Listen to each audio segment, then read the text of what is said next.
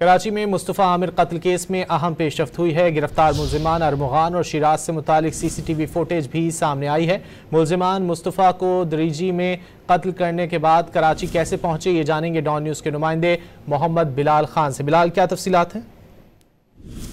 जी बिल्कुल, देखिए कराची के इलाके डिफेंस से मुस्तफ़ा कत्ल केस में अहम पेशरफ्त हुई है। गिरफ्तार मुल्जिमान अरमगान और शिराज से मुतालिक CCTV फुटेज तफ्तीशी इदारों की जानिब से हासिल की गई है, जबकि मुल्जिमान मुस्तफ़ा को दरीची में कत्ल करने के बाद कराची कैसे पहुंचे, इस पर पुलिस की जानिब से तफ्तीश शुरू की गई थी और मुकम्मल तौर पर रूट मैप पुलिस की जानिब से तैयार किया गया है। मुल्जिमान की निशानदेही पर जो रूट्स बताए गए थे वहां की CCTV फुटेजेस हासिल की गई है और उन फुटेजेस के दौरान एक फुटेज सामने आई है जिसमें मुल्जिमान अरमगान और शिराज खुली सुजुकी में बैठकर कराची वापस आए थे, जबकि तफ्तीशी काफ की जानिब से कहा गया है कि मुख्तलिफ मकामात की CCTV फुटेजेस हासिल की जा रही है और उससे मुकम्मल तौर पर रूट मैप तैयार कर लिया गया है, जबकि मुख्तलिफ मकामात पर CCTV फुटेजेस कहीं मौजूद है और कहीं पर नहीं।